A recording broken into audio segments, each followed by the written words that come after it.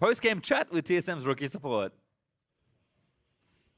Thanks, guys. I am joined by Biofrost. Congratulations on the quick 2-0 win. First up, I gotta ask, there have been a couple of community-generated names, BioGod, BioDaddy. Any of these resonate with you? Yeah, it's pretty crazy that I already have like a bunch of nicknames, and some of them from my teammates. Like BioDaddy's a little bit interesting, but you know, it's pretty cool, and yeah. Which one's your favorite? Probably BioGod's pretty nice. Definitely not BioDaddy. No. Yeah, well, we'll keep the crowd favorite and then, of course, your personal favorite. So I want to talk to you a little bit about the fact that this is your rookie split here in the LCS, and TSM are undefeated. What's that been like for you? Does this meet your expectations? It's definitely beyond my expectations. Like, I never expected to come in and for us to do so incredibly well. I think it's partly because the team has already built so much synergy over the past split. So it's definitely nice that I came into a team that was already so prepared and so well glued together. So I was kind of put in, and then I mainly focused on mechanics, and that's pretty much where we are now. Well, we've seen some pretty sharp plays over the past few weeks. How are you able to keep such a sharp mindset? I mean, it's just win after win for you guys. I think it's just our team culture, really, and it's partly because of Weldon. You know, it's also partly because of Reginald, and we just have this team atmosphere where we're constantly striving to improve, and that mindset is really good for both growth and as well as winning. Yeah, I mean, we've seen some pretty stellar results. Well, of course, next week, you're going to be playing against Team Liquid, who've been showing a bit of a resurgence. Got any thoughts on that? I think Team Liquid is definitely a very strong team, and I'm pretty excited to play against them again. All right, well, we're looking forward to it, too. Biofrost, thank you so much. Congratulations on the 2-0. We're going to send it over to the analyst desk to break that down. Thank you very much, Dom. Once again, TSM picking up another match victory here over Apex. It's starting to, you know, it's coming as no surprise. We expect this out of TSM. It happens in very much the same fashion that we expect out of TSM in these types of games where they look mostly clean, This one, of course, there were a couple skirmishes that broke fairly evenly, and that's kind of what I want to dive into is the fact that we had that early first blood go over in the invade, so Apex already on the back foot, and yet this was one of maybe the closer games that we've seen between TSM and a, you know, bottom half team. It's probably kind of game where they just like let themselves go, say, you know what, we're probably going to lose this. Let's just go out. What can we make happen? And so they went for a lot of picks, and they just went all out with the LeBlanc pick as well. So you wouldn't expect Keen to take LeBlanc into Bjergsen's ear, but he did, and you know, made it work better than we thought would. Lots of picks with the Bard as well. So they were trying quite a bit and being proactive, which was a refreshing thing to see. Especially given how the game started. I mean, they gave up that first blood in level 1, gank top, where it's just flashes blown, and then, you know, TSM ganks bottom, gets a kill, and then they waste their LeBlanc TP. You would think a team that was expecting to lose would just mentally crumble there, but they actually were able to make a number of plays and extend this game out to where it looked like there was even an opportunity for them to win, given that they were getting a lot of the good dragons. Well, and that's the thing, a majority of the fights, the first 25 minutes of the game, still went relatively even. TSM had about a 2 to 3 kill lead throughout the game, and then a slightly larger goldie that they were getting off of turret rotations, and that's what TSM does better than most of the other NALCS teams, is they're finding their gold leads without having to find kills necessarily. Well, speaking of finding things, one of the things that before we're talking about TSM only playing Lucian, and now they're early rotationing Sivir every time. I think this is because Sivir is the best AD carry right now. Her DPS is unrivaled. Her laning phase is what was her weakness before, but the supports are now able to just get her by. The Braum, the Sivir, the Nami, the Karma can easily let Sivir go through the laning phase, and she just helps the team out so much. And the late game threat is just insane of a Sivir, and that's why we see regions like in LPL and LCK just prioritizing Sivir so much. It's a ban champion, it's a first pick champion, and that's why before we saw TSM last rotation in Lucian, but now they're just first pick Sivir. We need it. Yeah, I mean, a super versatile champion who has high damage output in the late game, tons of mobility, both offensively and defensively, just from her ultimate for the entire team. Her biggest disadvantage is her range.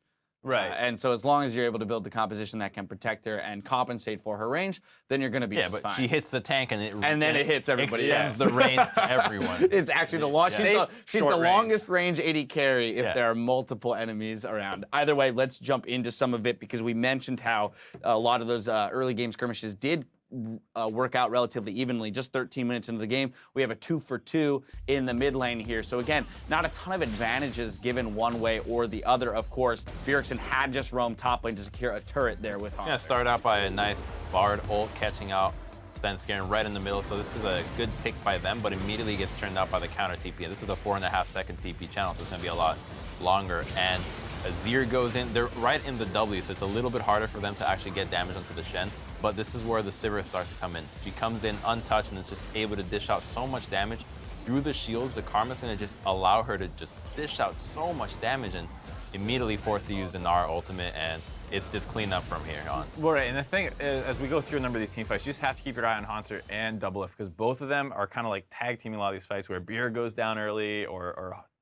Sven does, and then the two of them are able to basically clean up these fights, and it's not just like taunts, it's Hanser actually did a ton of damage with like his Q. There's a fight top lane in the jungle where there's a similar thing, and that fight would have gone much worse if Hanser wasn't able to stay in that fight the whole time, autoing before ultimately retreating and baiting out the Gnar. I think Shen does a deceptive amount of damage, especially if you're not tracking the sword. And in those larger team fights, it's very easy to lose sight of those kinds of things when you're more concerned with a Gragas who's body slamming Or an into you, Azir. or an It's Azir that that's going to percent damage sword that melts through people. Exactly. So definitely catching people off guard there, and a wonderful display on the Shen from Hanser this time around. 25 minutes into the game, we're moving ourselves ahead 3-for-3 near Apex's blue buff. So even still, we're at that 25-minute mark, and this speaks to your guys' point about Apex still looking to find ways and still managing to do just that, even with a poor start. Right, and once again, this is going to be one of those fights where Bjerg and Hanser are the ones kind of getting focused down early.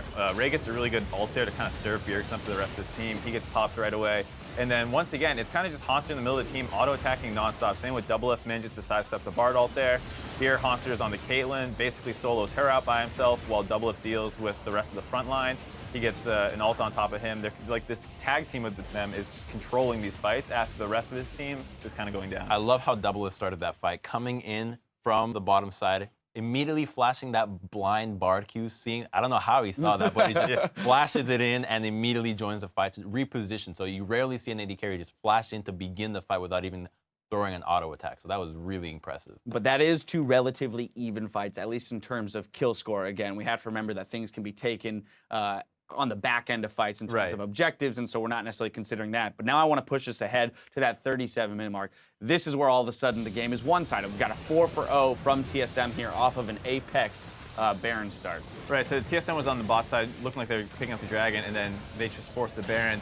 And Sven barely manages to get the steal while he was Cocoon. He threw his ult in there as well, and then Hanser gets a monster taunt there, and Doublelift's already on the backside. So if people are trying to flash away from the taunt and the rest of TSM, Doublelift is just waiting there with open arms.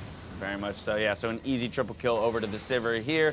On the back end of that huge taunt from Hanser. Easily roll through the mid lane to finish off the game there. Hanser's going to pick up player of the game. Hey, who would have guessed, right? 5-0. Doublelift did really well, too. Doublelift wouldn't have guessed. No, that is a good point to bring up, is that Doublelift was a close runner-up in this one. But when you've got 90% kill participation with 0 deaths, 5-0-13 on that frontliner, you are landing taunts like that just help you secure those kills and lock someone out of a fight. It's big. I think that's the more important kind of Shen play that you see, is not just like, oh, he had a good global ult that was kind of set up with the rest of his team, but in the thick of the fight, how is he actually playing? And he was always getting his like empowered Q auto attacks off, and just having that extra damage can sway a couple of those fights, which were super close. Well, TSM still looks dominant, 2-0 over Apex, although Apex did put up a good showing. As we mentioned, the expectation was that they weren't going to be able to stack up, and they did put up a good fight. We're headed to a break, but when we come back, it's CLG versus Phoenix 1 in the Battle Arena's second match of the day. Stick around, we'll be right back.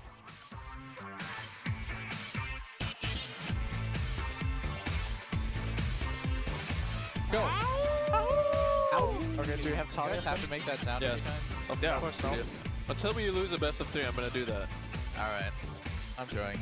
Doublelift cutting back as best he can, but Ray almost megas again. Moves Bifrost into the wall. Wallops in down as well. Hanser still chasing in. Ray gonna go back in. Looks for the ult. Finds 2 there as Bjergsen gonna get knocked back into the team. Shrimp's gonna get 1 kill, but Bjergsen with a huge body slam gonna go off. Coming! I got it. Nice! I'm going over! Okay, go to the back line, go to the back line. K! 1 HP! Kill Gnar! No. Go! Peter, go! TSM keeps swinging, and they deliver the final blow for yet another 2-0 sweep.